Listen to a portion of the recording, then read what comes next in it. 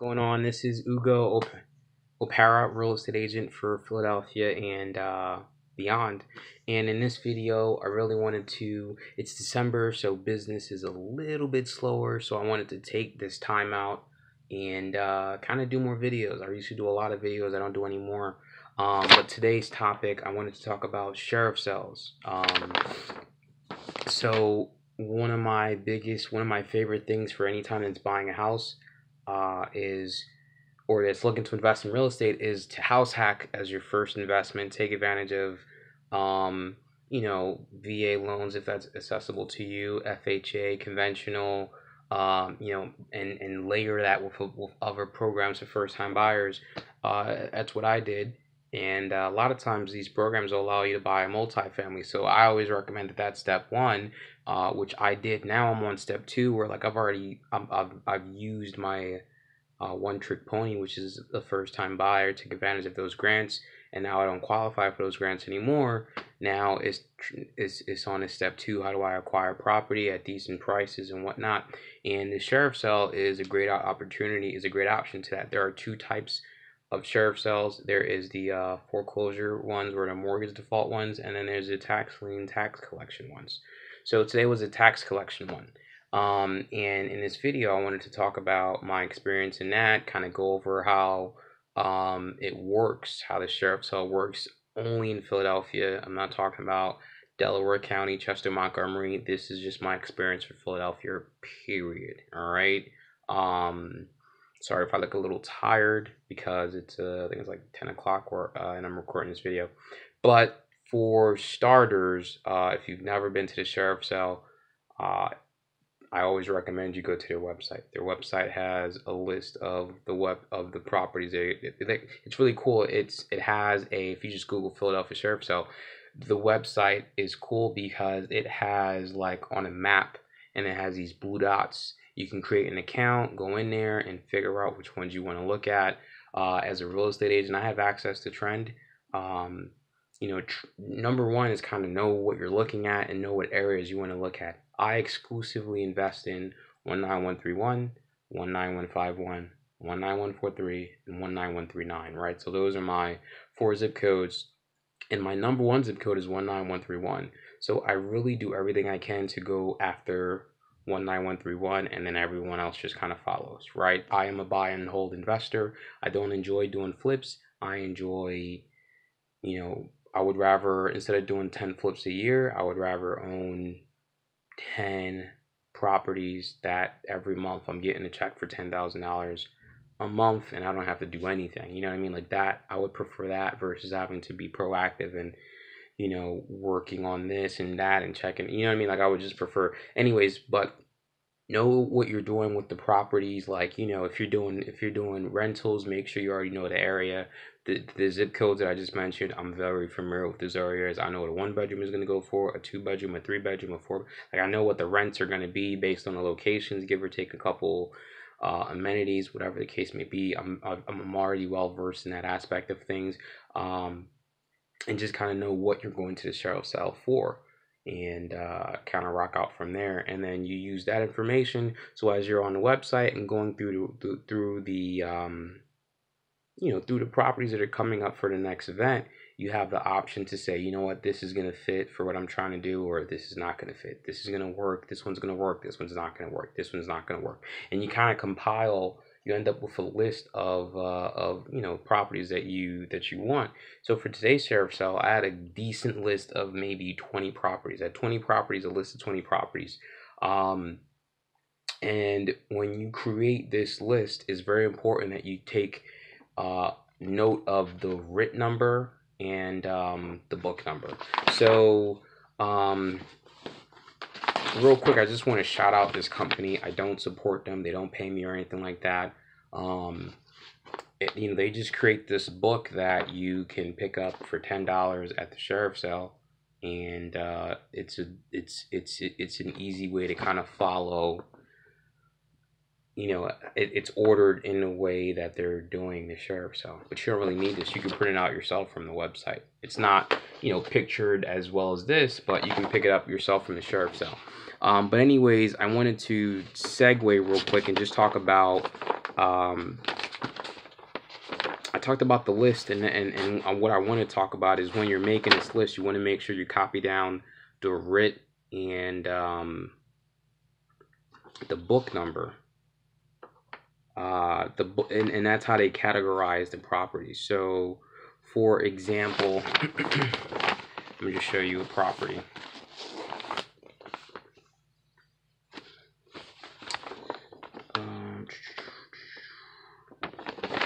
So for example, this one, I don't know if you can see it. Try. All right, so this one right here, can you see it? Or this one's even better. This one is 1712 and then 0123. So the first one is the book number. It's is that 17? Yeah, it's 1712, right? So what that means is that in 2017, and the month is December, which is this one. So that means that this property was listed in December for sale. That's the first time it came for sale, right? And then the next number is just the identification number for this property that was listed on the market at the sheriff's sale this month and on this year. Multiple is very important. You need both of them, right? These are both important because this number is going to be recycled, and then multiple properties will have this number, but when you combine them both together, you have a unique number. So this one says 1712, and right next to it says 1712, right? So that's not a unique number, right? And then this one, you'll have several properties that'll have the same number, maybe from a different sheriff's sale. Maybe the one in November has a number like this, but it won't have the same 1712. If it sold if it came on the market first in December, it'll have 1711. If it came in October, it'll have 1710. And they just keep recycling this number. You know what I mean? So that it's very important you keep, for every property you pull up, you keep the book and the writ numbers so that you're able to, one, you know when it's going to be called out, right? You know exactly when it's going to be called out, and you're able to make sure you're inside of the bidding of the sheriff's sale as it's going on. And then two, for your records, so you can keep track of it if it, you know what I mean? So very important to keep both of those numbers. If not, then there's no way to really keep track of what's going on. So that's the book and the writ number. And then number two, a lot of people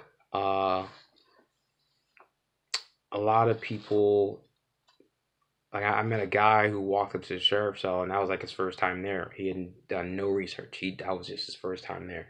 So rule number one is you want to make sure that you prepare, right? So go to the sheriff's cell website, pull up the list of the properties that are going to be auctioned off. Know what you're going in there for. Are you going in there for a flip? Or maybe you don't know what you're going in there for, but you do your research, and maybe property A is going to work out as a rental, and then property B might be a flip, and then property C might be a rental, property D might be a flip. You put that list together, and you put as much information as you can.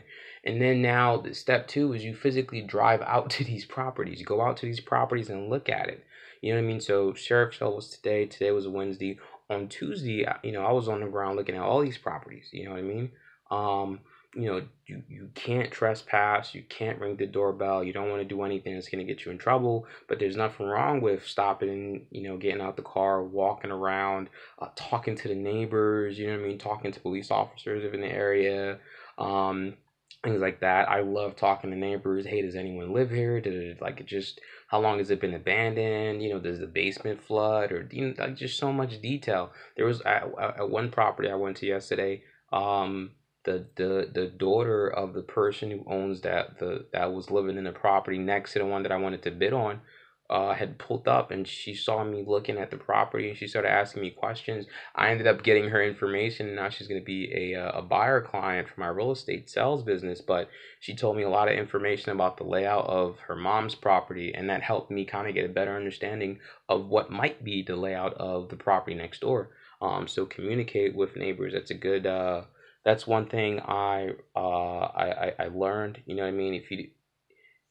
And then try and see what type of work needs to be done, you know what I mean? I try to go in there and see what I can see, if it's boarded up or something like that. I'll even go to the back. I mean, I'll So Philadelphia has a lot of alleys, so if you see an alley, like I would walk around and just see if you can get a better view of what's going on. At one property, I thought I was really feeling it, walked around and just saw that the back had completely collapsed, so I kind of just completely crossed that off my list. Um, you know what I mean? Just try to do the best you can to get a good idea of what's going on. There was a property that was on my list. I was really interested. I went to go see it, and it was like demolished. Like, whoa, like when was y'all gonna tell me? And then there was another property where like it's like they demolished it, and then like 80% of the way they said like we don't want to finish this, or we changed our mind. So like you have this brick like standing like this first floor where it's like everything has been torn down and it's just the first floor, and then there's like a barn door with a security lock. It was weird. Crossed that one off my list. And then you have that list and you kind of take it from there. Consider so as you're at these properties, you try and figure out, well, what do you think the likely renovation cost is going to be?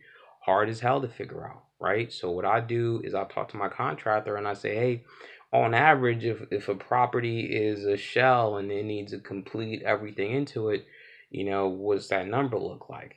For me and my contractor, that number is looking like 40,000, right? So now I know if I'm going into a property and the rent is only 1,200 and I got to do 50,000 renovations, it gives me an idea of like based on me financially what my pockets are looking like, what I can do realistically at the sheriff's sale. Can I pick this up for 5,000, 10,000, 15, 20, 25? Where's that number where, oh, you know what, after this number, it doesn't make any sense, right? After this number, you start scratching your head like, you know what I mean? So knowing all these things going in is super helpful because now you're not letting your emotions get in your way. You're just letting your wallet say, nah, we stuck right here because it doesn't make any sense to proceed. Um, so yeah, create your list. Know what your parameters are. What are you looking for? I would not try to be all over Philadelphia. Philadelphia is absolutely massive. Sometimes even with four, I think I spread myself thin. But because West Philly is just something that I'm so familiar with. I mean, I've been in this area for like almost 13 years. I'm just so familiar with it that I feel like I got the expertise and I've been around enough to be able to handle four zip codes. But if you're just getting started, I would try and pick one or two tops. Just kind of focus on that. No, you know what I mean? Um, go out there and look at these properties. Don't bid sight unseen. You know what I mean? I don't care how sharp you are with these numbers or if you're a handyman or whatever the case. There's one property I went to go look at. Look solid. Look solid. It was a 2-story property. I couldn't really see the very tip top of it. It looks like it needed some work, but couldn't really see. All the windows were like boarded up, and I'm walking around. And then I go to the back, and from like the top like window, I had a flashlight because it was getting dark. It's winter time, so like 5 o'clock, it's like pitch black. I hate it, but I'm walking around with this flashlight, and I point up, I point up, and uh I see this my light go through a window, hit like a chimney, and then it hit like the top of a chimney. And I'm like, whoa, my light is going through the window and it's hitting the chimney, and the chimney is and it shouldn't hit the chimney because there should be a roof, you know what I mean? A roof that should stop the light from going and hitting the chimney. So then I started looking and I realized this property has no roof, or like a big piece of the roof is missing. And that sucks because anytime you got water going into a property like that and it's been vacant, you're gonna have structural issues. You're gonna have beams and joists that are just damaged. You're gonna have wood rot. Count me out. So I just scribbled that one out, right? So go ahead and look at these properties. Don't do anything sight unseen. Some properties will have things that collapse. There are cases that collapse. Whatever the case may be. Just try and visit them. Talk to neighbors. Neighbors are great freaking resources. I'm even considering walking around with like $5 Starbucks gift cards and say, look, I'm trying to buy the house next door. Here's a $5 gift card. Just kind of tell me what you know. Tell me what you know, right? Um, don't know how ethical that is. You like bribing someone to get information. Anyways, do it at your own risk. I'm not a lawyer or an attorney or anything like that. It's just an idea. Um, And then, try and consider rehab costs. You're always going to do some type of plumbing. You always want to do something to the roof. You always want to update the electrical. You always want to do something as far as like insulation. And you always want to do some type of upgrading to kitchen, bathroom, and beyond. And you might want to, waterproof the basement. So a lot of times going in, like these are the 7 things, and then 8 windows. Like these are some of the things that every time I go into a property, I'm already considering these 7 things. You know what I mean? So always go in there, even if the house doesn't need a lot of work, you're still gonna do something to it to get it to where it needs to get to. You're gonna update the smoke detectors, fire extinguishers, carbon monoxide. Like these things you might want to you're gonna put into the property. And if you're not replacing stuff, you're still gonna service stuff. Service the water heater, service the heating system, clean the ductwork. Like I mean, just clean the chimney, get the roof inspected. Like you're still gonna shell out money to make sure everything's done the right way. So that's it about the preparation. Another thing to be mindful of is what's called the owner's right to redemption, right? So this is something that um, it says that, within 9 months, I'll read exactly what it says. Even if you want to bid on a tax sale property, the person that lost the property from, that was back on their taxes, um, they have the ability within 9 months to come and pay that, right? They have the ability within 9 months to come and catch up on whatever it is or pay the balance over the case, whatever the case may be. In that situation, right, you're going to get reimbursed for what you paid for the property. And you're going to get paid 10% of that. So if you bought a property for $20,000, 10% of that is what? $2,000. So you would get $22,000. Am I doing my math right? Yeah. 22, 10% of 22,000 is, yeah, it's $2,000 at the, it's late. It's late. That's what you would get. That would be your interest. So you rock out with that. Next would be drawing a blank. And the right of redemption is only applicable if the property is determined to be legally occupied 90 days prior to the sale. If the property is unoccupied or abandoned, then there's no right of redemption. But there's other issues that come about, and that's with the department that handles, like, there are people that are supposed to, when you're going to a sheriff's sale, you're supposed to give everyone notice. Everyone that has any type of interest in the property, you're supposed to properly serve them a notice. The companies that work with Philly City of Philadelphia, they don't always do a good job of noticing everybody. So you might not have the right of redemption issue, but you might have someone that comes and says, or a prior owner that says, I was never adequately noticed. So now there's an issue with the title on that property. And there are companies, and again, I'm not getting paid to plug these people. These are just paperwork that they just kept handing out at the sheriff's sale. So I'm not plugging these people. I'm just giving you examples of what's going on. These are not my recommendations. I have not used these companies. It's just whatever, right? There are companies like this. This company is called Tax Title Services, whatever.